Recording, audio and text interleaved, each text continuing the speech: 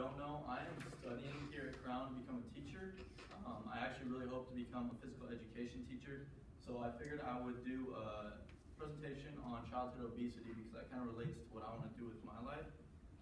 And so many doctors and psychologists have actually called childhood obesity the new American epidemic. And this has become such an issue that they had to classify it as an epidemic. So there's three main points that I want to get across to you guys today. The first being the physical and mental issues of childhood obesity, and that's being psychological issues, physiological issues, and orthopedic issues. Also, I want to tell you guys the rising rates in the United States, and I want to tell you guys steps to promote healthier lives in the children. So first, we're going to start by talking about the psychological issues, and psychological issues can really be defined as anything affecting the mental or emotional state of the kids. Most of the time in psychological issues, you see disorders such as eating disorders. That really hits you kind of your teenage years. You kind of feel that self-consciousness starting to set. You also have a higher risk of developing depression at an early age, as well as anxiety. The next issue that you face kind of physically is physiological issues. That means you have a higher risk of developing stuff such as heart disease, high blood pressure, and diabetes, especially type 2 diabetes. We're seeing becoming a lot more prevalent in our society today, especially in children. The next issue, which is also a very huge issue in childhood obesity, is orthopedic issues.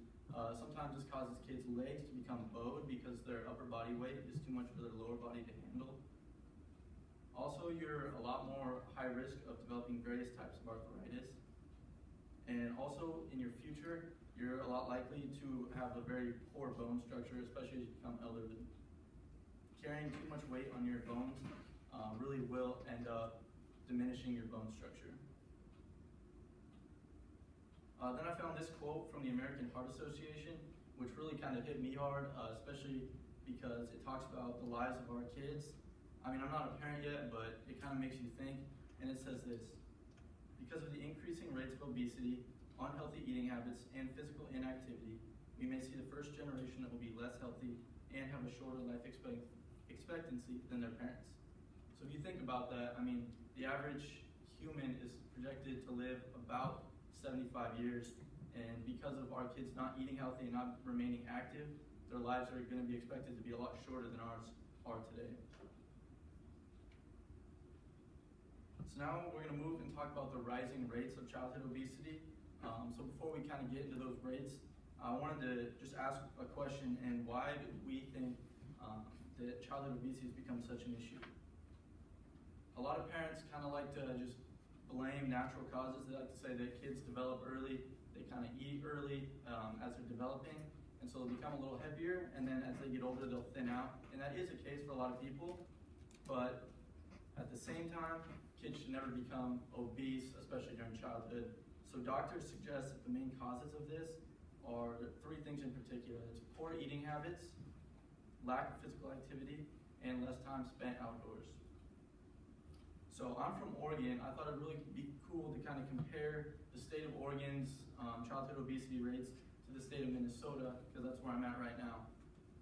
So as of 2012, the Oregon childhood obesity rate was about 10%. If you think about that, that's 1 in every 10 kids. If we were walking to a classroom, which normally has about 20 to 30 kids, you'd see at least 2 to 3 obese kids in there, on average in Oregon. In Minnesota, it's a little higher, it's 14%, and I mean, that's just kind of going to say the different parts of the United States have certain trends, especially the southern part of the United States tends to be a lot higher rates of obese children. So then I thought it'd also be really cool to look at the projected rate of not only obese children, but the entire population. So in Oregon, the entire state of Oregon is projected to nearly be 50% obese by the end of 2030. And that ranks 10th among the United States of all the states in the US. So the 50th state would be the most obese state. So Oregon's doing pretty well being way down there, projected at least. And then Minnesota is over the 50% mark. They're at 54%, and that ranks 22nd among US states. So they're still in the lower half, which is a good sign, but there still are a lot of steps we can take to promote health and make sure that they remain a little lower than that in the future. So then, steps to promote a healthier life. I thought this would be cool just so we, especially as we're all kind of transitioning in our lives to becoming adults and we'll be kind of around children more. What can we do to help create children have a better diet? So the first thing we can do is promote a healthier, more organic-based diet. That's just fruits, vegetables, things such as nuts and grains. You can also, as a parent, pack your kids' lunches every day. That way you're ensuring that they're getting the vitamins and nutrients they need at meal times when they're at school. Because a lot of times school lunches aren't necessarily the healthiest and kids don't always make the best decisions, as you guys probably know from when you were in high school. Also, treat meal times as vital to the success of every day, because a lot of times kids will skip a meal, breakfast, lunch, or dinner, and that never helps, especially when they've kind of developed those anxiety when it comes to eating in social settings. They'll skip meals, and you got to make sure that they're getting the right nutrients and stuff that they need. And by treating meal times more vital, you're reducing less snack times throughout the day, and snack times is when those unhealthy foods come in, and that's probably the biggest issue right now in children, is they just snack throughout the day as opposed to waiting for their 3 meals a day. And then more steps you can do to promote a healthier life in children. This is kind of more activity-based, and kind of going along that same parent-kid line. You can, as a parent, be outdoors with your kids more often. That's something that we kind of take for granted oftentimes because we have all our work to do, so we just kind of stick our kids in front of the TV, keeps them quiet, keeps them busy, and we don't really have to do much. And that also relates to less TV time, less video game time, getting them outside playing, and even they don't even necessarily have to be outside, as long as they're kind of working their imagination and playing on something that is more physical than just sitting on a couch looking at a TV screen. And also this kind of relates to me personally, and that's longer gym periods in schools and longer recess periods, because that's becoming a lot more reduced as we're kind of advancing. Oftentimes recess is seen as more of a nuisance to teachers than a helpful tool. So I think that'd be a huge step we can take in our school system, is to lengthen our gym periods and our recess periods. And those were all tips that I got from the Centers of Disease Control and Prevention. Thank you.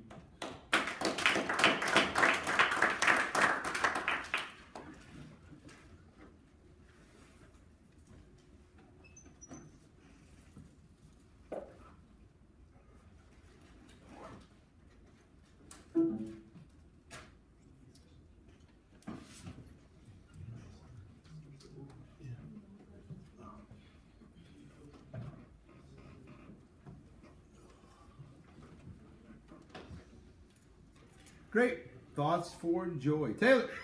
I really liked how his slide was set up and how he really had really good eye contact and never looked at his paper too long. And I thought maybe one critique for him, but he had really good hand gestures. But sometimes it was a little distracting because he kept the clicker in his hand and was swinging the clicker around sometimes. Yeah. But that would be my message. Yeah, but I would also say that I thought your gestures were better. I thought you added gestures. So yeah, I agree with you. So I know what you're talking about. But I would also say on the positive side, you definitely use your gestures supplementally as well. So maybe a balance between there. But yeah, definitely much better. What else?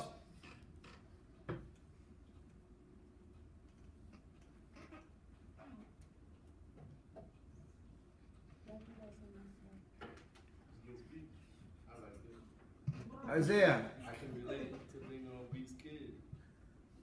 Okay, but let's talk about the speech, positives and negatives. Well, he seemed very confident. And what do you think that confidence comes from? Practice. Okay, I thought, and I wrote this down, I thought it was probably his best organized and rehearsed one. And I think, and hopefully you are, you can always fool me, and it just happens to be a good speech. But my guess is that that's as prepared and as organized and as practiced as you've done, and I think it showed. It was well written and definitely well organized. I mean, maybe I'm wrong,